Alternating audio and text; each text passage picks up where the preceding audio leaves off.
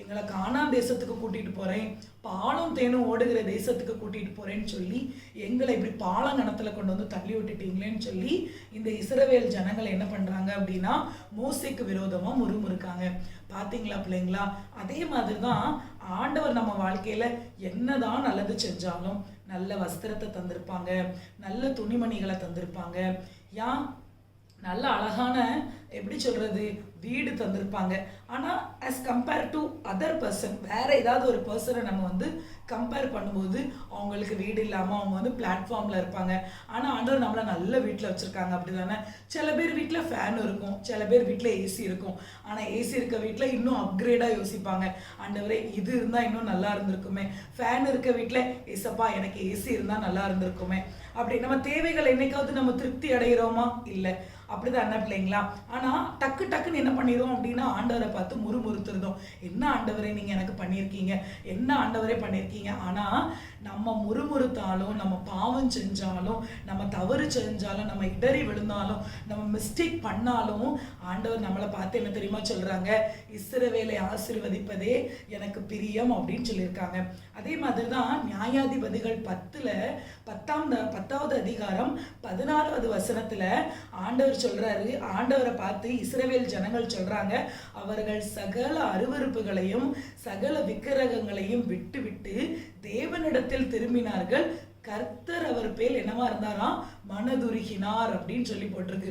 எவ்வளவு பெரிய பாவம் செஞ்சாலும் நம்ம கர்த்தர் இடத்துல திரும்பிட்டோம், இருதயத்தின் ஆழத்துல இருந்து ஆண்டவரே நான் பாவம் செஞ்சுட்டேன் இசப்பா என்னை மன்னிங்க அப்படின்னு நம்ம ஜெபிக்கிற பட்சத்துல கண்டிப்பா ஆண்டவர் நம்ம மேல மனதுருகுவார்.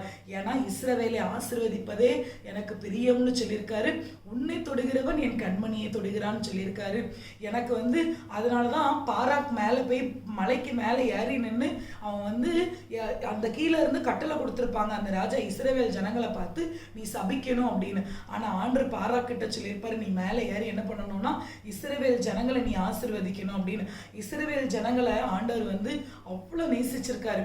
அதனாலதான் உங்களையும் என்னையும் அவர் அதிகமாக நேசிக்கிறதுனாலதான் தன் ஒரே பேரான குமாரனை இந்த உலகத்துல அனுப்பி அவரு நமக்காக 33 வருஷம் இங்க வாழ்ந்து அந்த சிலுவையை சுமந்து நமக்காக ஜீவனை விட்டு வெளியேற பெற்ற ரத்தத்தினால உங்களையும் என்னையும் மீட்டெடுத்து இன்னைக்கு இந்த இடத்துல நம்ம இருக்கோம், அப்படிதானே? அதனால நீங்க வந்து ஆண்டவர் நம்ம மேல மனதுருக்கமா இருக்கிறது போல, ஆண்டவர் நமக்கு இரக்கம் செய்கிறது போல நீங்களும் பிறரிடத்துல இரக்கமா இருக்கணும். பிறரிடத்துல அன்பு கூறுறதுலையோ, பிறரிடத்துல நேசிக்கிறதுலையோ, பிறரிடத்துல நீங்க மனதுருக்கி இரக்கமா இருக்கிறதுலையோ எந்த ஒரு காம்ப்ரமைஸுமே நீங்க வைக்க கூடாது. உங்க ஏத்தாப்புல நீங்க காலேஜ்க்கோ, ஸ்கூலுக்கோ, ஆஃபீஸ்க்கோ எங்கனாலும் நீங்க போகலாம். அந்த டைம்ல உங்க கண்ணுக்கு முன்னால யாராவது ஒரு கஷ்டப்படுறவங்க சாப்பிட்றதுக்காகவோ ஏதாவது ஒரு சிச்சுவேஷன்ல அவங்க கடந்து உங்க முன்னால வரும்போது டக்குன்னு ஒரு எண்ணம் உங்களுக்கு வரணும், ஆண்டவரே நான் இவங்களுக்கு 10 ரூபாயோ 20 ரூபாயோ நான் கொடுத்து ஹெல்ப் பண்றேன் ஏசப்பா, அது அவங்களுக்கு பிரயோஜனமா இருக்கட்டும் அப்படின்னு சொல்லி நீங்க கொடுத்து பாருங்க. அந்த இடத்துல வாங்குற அவங்களுக்கு சந்தோஷமா இருக்கோ இல்லையோ, ஆனா தேவனுக்கு ரொம்ப சந்தோஷமா இருக்கும். அதனால பிள்ளைங்களா நம்ம வந்து அடுத்தவங்களுக்கு செய்யும் போது கர்த்தருக்கு கடன் கொடுக்கிறோமா, ஏழைகளுக்கு கடன் கொடுக்கிறவன் கர்த்தருக்கே கடன் கொடுக்கிறான்னு சொல்லி வசனம் இருக்கு. அதே மாதிரி உங்க க்ளோஸ் ஃப்ரெண்ட்ஸா இருக்கட்டும், யாரா இருக்கட்டும், ஏதாவது ஒரு உங்க வாழ்க்கையில வந்து ஒரு பாவம் செஞ்சிருப்பாங்க, மறக்கிறதுக்கு பாருங்க, மன்னிக்கிறதுக்கு பாருங்க. ஆண்டவர் உங்களுக்கு இரக்கம் செய்யறது போல நம்மளும் பிறருக்கு இரக்கம் செய்வோம். சரியா பிள்ளைங்களா? இந்த சண்டே கிளாஸ் உங்களுக்கு பிரயோஜனமா இருக்கும்னு நினைக்கிறேன். இன்னைக்கு நம்ம கிட்ட வந்து இரக்கம் இல்லை அப்படின்னா ஆண்டவரே அந்த இரக்கத்தை எனக்கு தாங்கப்பா, உங்ககிட்ட இருக்கிற கேரக்டர் எனக்கு வரட்டும் ஆண்டவரே அப்படின்னு சொல்லி நம்ம எல்லாரும் ஜெபிப்போமா? எல்லாரும் கண்களை மூடி ஜெபிங்க பார்க்கலாம். ஸ்தோத்தரிக்கிறோம் ஆண்டவரே, நன்றியோடு கூட துதிக்கிறோம், ஸ்தோத்தரிக்கிறோம். கிருபை நிறைந்தவரே உம்மை துதிக்கிறோம் ஆவியானவரே. இசப்பா இந்த அப்பா ஸ்தோத்திரம், இந்த அருமையான டாபிக்கை எடுத்து கர்த்தர் ஆண்டவரே அப்பா ஸ்தோத்திரம் சண்டே கிளாஸ்க்கு இந்த கதையை சொல்ல கர்த்தர் கொடுத்த கிருபைகளுக்காக நன்றி செலுத்துகிறோம். இதை பார்த்து கொண்டு இருக்கிற ஒவ்வொரு பிள்ளைகளையும் தேவன் ஆசீர்வதிங்க இசப்பா. ஆண்டவரே உண்மையிலே எங்க மேல நிறைய குறைகள் இருக்கு ஆண்டவரே அப்பா. சில நேரத்துல நாங்க வந்து இரக்கம் செய்யாம போகிறோம், சில நேரத்துல நாங்க வந்து கோவப்பட்டுறதும், சில நேரத்துல நாங்க வந்து வந்து வார்த்தைகளை கடந்து பேசிடுறோம் ஆண்டவரே. அப்பா உங்ககிட்ட இருக்கிற நல்ல கேரக்டர் எங்களுக்குள்ள வரட்டும் ஏசப்பா. அதே போல நிறைய கேரக்டர் உங்ககிட்ட இருக்கு ஆண்டவரே. அதுல இரக்கம் செய்கிற கேரக்டர் உங்ககிட்ட நிறைய இருக்கு ஏசப்பா. அதே போல எங்ககிட்டயும் நாங்களும் அதை கற்றுக்கொள்ளணும், நாங்களும் அதை எங்க வாழ்க்கையில இம்ப்ளிமெண்ட் பண்ண கர்த்தர் உதவி பண்ணுங்கப்பா. பார்த்து கொண்டிருக்கிற ஒவ்வொரு பிள்ளைகளை ஆசீர்வதிங்க. சண்டே கிளாஸ் எடுக்கிற ஸ்னோலினை ஆண்டவரே, அபிரேகாவை, ஸ்வேதாவை, வினோலினை எல்லாரையும் என் தேவன் ஆசீர்வதிங்க ஏசப்பா. ஆண்டவரே ஸ்தோத்திரம் அப்பா, ஸ்தோத்திரம் ஆண்டவரே. எக்ஸாம் வரக்கூடிய நாட்கள் நெருங்கி கொண்டே இருக்கிறது ஏசப்பா. இந்த பிள்ளைகளுக்கு நல்ல ஞானத்தை கட்டளையிடுங்க. நல்ல எக்ஸாம் எழுதி நல்ல ஒரு மார்க் எடுத்து இந்த பிள்ளைகள் பாஸ் ஆக கர்த்தர் உதவி செய்வீராக. வேலைக்கு போகிற பிள்ளைகள், வருகிற பிள்ளைகளை கண்ணின் கருவிழி போல பாதுகாத்து கொள்ளுங்க ஆண்டவரே. இயேசுவின் மூலம் செபிக்கிறோம் நல்ல பிதாவே, ஆமென்.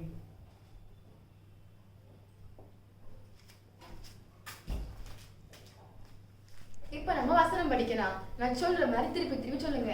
Therefore you also be compassionate even as your father is compassionate.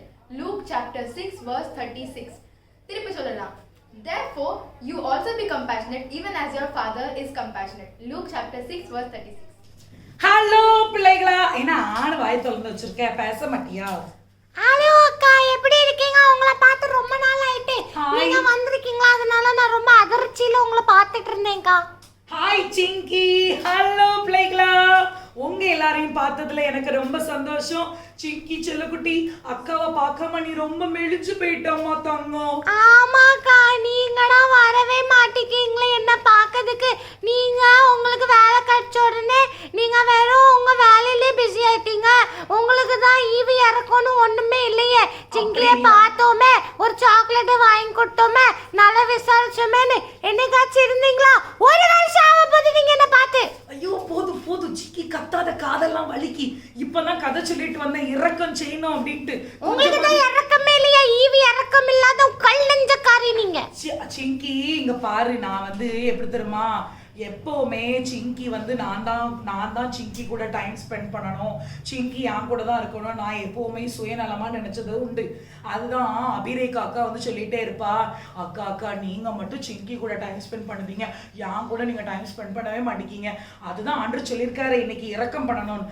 அதுதான் நான் வந்து அபிரேகா மேலே இறக்கம் பண்ணி ஒன்றை நான் அங்கே தத்து கொடுத்துட்டேன். அதனால 365 டேஸ்ல 300 டேஸ் என்ன விட்டு ஒதுங்கி இருந்தீங்களோ? 65 டேஸ் உன் கூட இருக்கேன். தேங்க்ஸ் சொல்லு எனக்கு. முடியாது. தேங்க்ஸ் சொல்லு. முடியாது. தேங்க்ஸ் சொல்லு. முடியாது. தேங்க்ஸ் சொல்லு. முடியாது. கடிச்சிருவேன். முடியாது. கடிச்சிருவேன். முடியாது. ஓ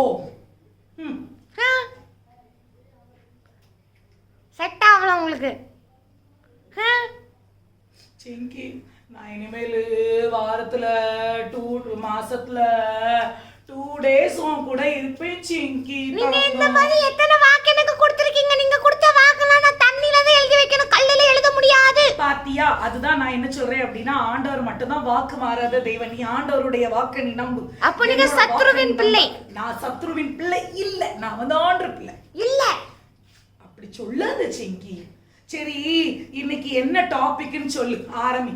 நம்ம சண்டே கிளாஸ் முடிஞ்சதுக்கு அப்புறம் வச்சுக்கலாம்.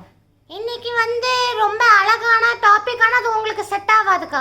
ஏன்னா நான் வந்து தெரியும் சிங்கி, உன் கூட நான் டைம் ஸ்பெண்ட் பண்ணலை, உன் மேலே நான் வந்து இதாக இல்லை, அதனால ஒன்றும் பிரச்சனை இல்லை சிங்கி. நான் வந்து எப்படின்னா மனம் திரும்ப போகிறேன். ஆண்டவர்கிட்ட நான் கேட்டுட்டு இருக்கேன், ஆண்டவரே எனக்கு வந்து இரக்கம் பண்ணுங்க அப்படின்னு. இரக்கம் பண்ணுங்களா? ஆண்டவர் என்ன பார்த்து தாங்க இரக்கம் பண்ணணும். அப்படியா? உனக்கு என்ன ப்ராப்ளம் சொல்லு. இப்பவும் நான் உங்க மேல இறக்கப்பட்டனால தான் நான் உங்ககிட்ட பேசிட்டு இருக்கிறேன். பாசமா பேசணும் சிங்கி. வயசுக்கு ஏத்தார் போல கத்த பழகு. எல்லா டைமும் நீ கத்திட்டு இருந்தேன்னு வச்சுக்கேன், BP, sugar, blood pressure, asthma, wheezing, heart attack, அப்புறம் வந்து என்ன அப்படின்னா கார்டியாக் அரெஸ்ட், அதெல்லாம் வந்து உங்க கூட சேர்ந்தனா ஹார்ட் அட்டாக் என்ன எல்லாமே வந்து நான் மேல போக வேண்டியதா ஏசப்பா கிட்ட. சோஸ்திரம் செய்வேனே ஸ்வச்சரகர். போன வாரமும் இந்த பாட்டு தான படிச்சீங்க. சரி, நன்றியா துதி பாடு. இதுக்கு எனக்கு அடக்க ஆராதனை பாட்டியா? நீலையா சும்மா பாட்டு பாடட்டுமா? ஐயோ ஏசாப்பா. சிங்கி, இன்னைக்கு கதை சொன்னதுல உனக்கு என்ன புரிஞ்சுச்சு அதை சொல்லு ஃபர்ஸ்ட். இன்னைக்கு என்னது, மாட்டாலும் மையாலும் அழுதுட்டு இருக்கும் போது ஆண்டவர் ஈவி இறக்கப்பட்டு அவங்க கிட்ட போனாங்க. ஆனா உங்ககிட்ட நான் எப்படி வர, எனக்கு அதுதானே தெரியும். புரியல. எஸ், நான் டெய்லி இனிமேல் 5 நிமிஷம் உனக்காக நான் ஜெபிக்க போறேன். ஆண்டவரே, நான் மாசத்துல 2 நாள் எப்படியாவது நான் சிங்கி கூட டைம் ஸ்பெண்ட் பண்ணணும் அப்படின்னு சொல்லிட்டு ஊக்கமா ஜெபிச்சு நான் வந்து உன் கூட இருப்பேன் சிங்கி. I promise. ப்ராமிஸா? ஆமா. சரி பாப்போமே நீங்க உங்க ப்ராமிஸ் எவ்வளவு கடைபிடிக்கீங்கன்னு. சரி, ஓகே. இப்பவும் நான் வந்து உங்க மேல இறக்கப்பட்டனால தான் என்னோட நெஞ்சில என்னோட ஹார்ட் வந்து ரொம்ப பியூரா இருக்கறனால தான் உங்களை நான் முழு மனசா மன்னிச்சு உங்ககிட்ட நான் மறுபடியும் பேசுறேன். Thank you Singhvi, thank you. ஐயோ ஏசாப்பா, நீங்களும் ஒல்லி ஆயிட்டீங்க என்ன பார்க்காம. ஆமா சிங்கி, எல்லாம் உன் நினைப்புல தான் சிங்கி.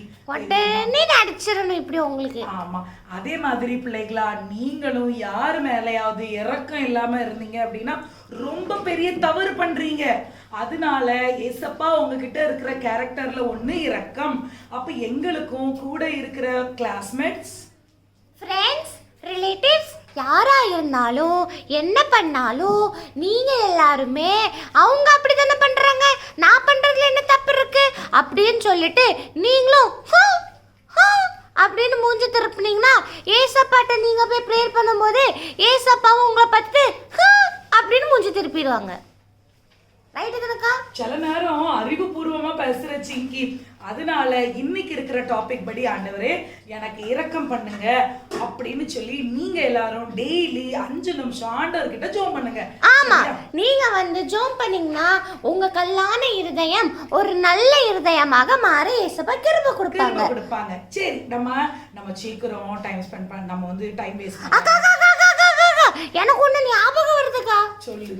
ஏசப்பா இந்த ஜட்ஜ்மெண்ட்ல நின்றுட்டு இருக்கும்போது அவருக்கு மேல எல்லாருமே துப்புனாங்க, அடிச்சாங்கக்கா. அவருக்கு நம்மள மாதிரி அப்படின்னு வெட்டிட்டு ஒரு 2 அடி அடிக்க எவ்வளவு நேரம் ஆகும்? ஆனா அதெல்லாம் செய்யவே வேண்டாம். அவர் வந்து கோவத்துல பார்த்தாலே போதும் தெரியுமா. ஆனா ஆண்டவர் எதுவுமே செய்யவே இல்லை. அந்த மாதிரி இருதயம் உங்களுக்குள்ள இருக்கணும்க்கா. கண்டிப்பா எனக்குள்ள ஆண்டவர் தருவார், நான் விசுவாசிக்கிறேன். அதனால பிள்ளைங்களா, நீங்க எல்லாரும் அந்த மாதிரி ஒரு நல்ல இருதயம் உங்களுக்குள்ள வரணும்னா எல்லாரும் நல்லா ப்ரேயர் பண்ணி பைபிள் படிச்சு டெய்லி அப்படியே இருங்க. அதனால உங்களிடமிருந்து விடைபெறுகிறது உங்கள் சாரதாக்கா, உங்கள் சிங்கி. நாங்க எல்லாரும் உங்களை அடுத்த ஒரு நல்ல டாபிக்ல சந்திக்கிறோம். இப்போ நானும் சாரதாக்காவும் 2 பேரும் சேர்ந்து ஒரு ஹோட்டல் போறோம் சாப்பிட.